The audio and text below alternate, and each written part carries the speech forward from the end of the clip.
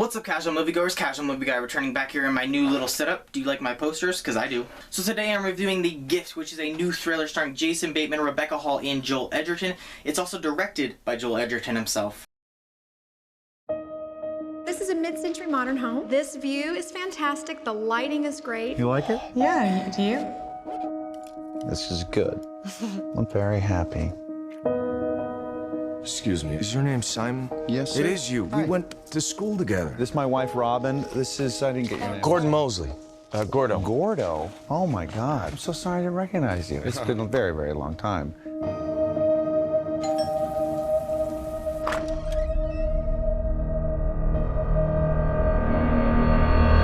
So the plot of this film, if you don't already know and haven't seen the trailers, is basically you have Jason Bateman character and Rebecca Hall's character, who are a married couple. They're kind of coming back from a little bit of a tragedy that occurred in their life recently, and they move into a suburban house in California. And then later on, when Jason Bateman and his wife are shopping, they run into Gordo, which Gordo and Jason Bateman's character used to go to school together. And Gordo starts coming around their house unannounced. He starts leaving weird gifts, and thus we have our film.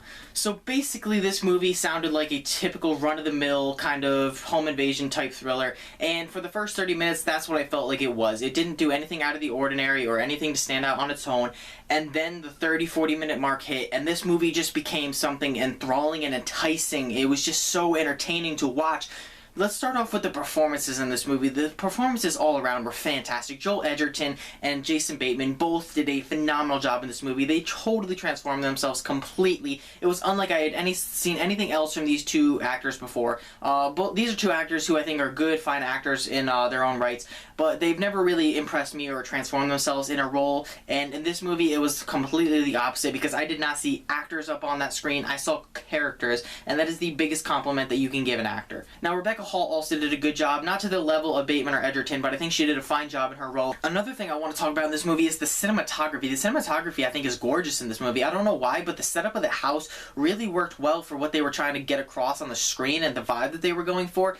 I don't know if it was just me watching this movie, but I felt like the cinematography and the setup of all the stuff, it just really worked out, because the house that they were living in, it was very open and it had a lot of big windows, and it really added to the idea that somebody may be watching you at all times. And I don't know, I just felt the cinematography really worked well with this movie. I also like the music in this film. I feel like it really added a lot to it. It added to this creepy, dreary tone that the film was going for. Also, the shot selection in this movie, I really enjoyed a lot of the shots. One of the shots in particular I like has to do with a Gatorade bottle. And if you see the film, you'll know what I'm talking about. I don't know why, but that shot itself and that whole little sequence, that whole scene, I really enjoyed. I'm not exactly sure why, but I just really liked how it was played out and how it was shot, and that's just, coming from me.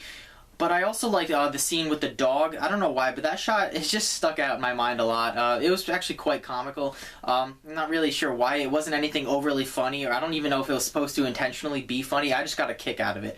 Now, another awesome thing about this movie is the unknowingness that is, entrusted upon you when you're watching it. For the first 30 minutes, you think you have an idea what's going on, and I'd say for the first at least hour, you think you know what's going on, you think you know these characters, and then you start learning more about them, you start learning about their pasts, about their history, you start learning about who they are now, and you just don't know what's going on. By the end of the film, you don't know who's the good guy, you don't know who's the bad guy, you don't know who to root for, and it's just enthralling and interesting to watch. It really makes this a true thriller. I was on the edge of my seat just kind of wondering what was going on with this film. You don't know if Jason Bateman's really a good guy or if he's an asshole. Now, I talked a little bit about the first 30 minutes about how it seems like a typical thriller, and I don't want you to think that the first 30 minutes of this movie are bad. For those of you with the short attention spans, 30 minutes may seem like a lot to you, and it's not that it's bad. It's very well written and very well directed, and it's very well acted, but it felt like a very cliche film up until the 30-40 minute mark. Then it totally did a transformation as a film and became something new, something fresh, and something exciting. Not to say that it wasn't that before, but it just felt very cliched at the beginning, and then it completely did a 180. Seriously, this movie threw me for a loop several times. I had called a certain plot point closer to the beginning of the film, and it turned out to be right.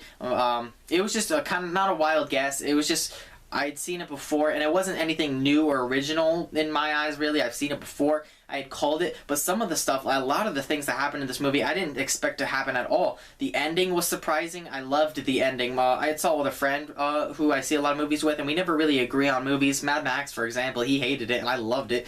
But this movie, we both agreed we loved it. He wasn't a fan of the ending, but I enjoyed it quite. It was a very good ending, in my opinion. And in all honesty, when I don't like an ending, I try to figure out a way to end it differently. And in all honesty, I couldn't think of a better way to end this movie. I really dug the ending. I dug the movie from point A to point B. What I really liked about this movie is that it's a very slow burn. A lot of times in cinema nowadays, a lot of movies feel like every audience member has a short attention span, and for most of the time they do. But I'm guilty of it myself. But this movie doesn't throw a lot at you at every single second, every single scene. It lets it slowly burn and build up, and it makes it for much more of an intense film. And the climax of this movie just adds a lot more to it when you don't have so much going on at the beginning of the film, and it just slowly builds up to the ending. And that's what I really dug about this movie. So yeah, you have awesome performances, very well directed movie, very well written, interesting, compelling characters portrayed by awesome acting. And this movie is one of my favorites of the year so far. I look forward to my top 10 best of the year list because I think it'll make its way on there, definitely. The more I think about this movie, the more I talk about it, the more I remember how much I actually like it. I may even see it again, who knows. I'm the Casual Movie Guy. Ooh, score. I'm going to give this movie a 10 out of 11. Yeah, I really, really dug it. Did not expect it going into this movie, even after seeing the trailers. Wasn't that impressed with the trailers, but the movie surprised the hell out of me. I'm the Casual Movie Guy, and if you want to hear more from me, you should definitely hit that subscribe button. Make sure to like this video. Check out some of my other ones. Maybe if you want to share my videos out there, get the name out there, you know. Who knows? Yeah, so I'm out.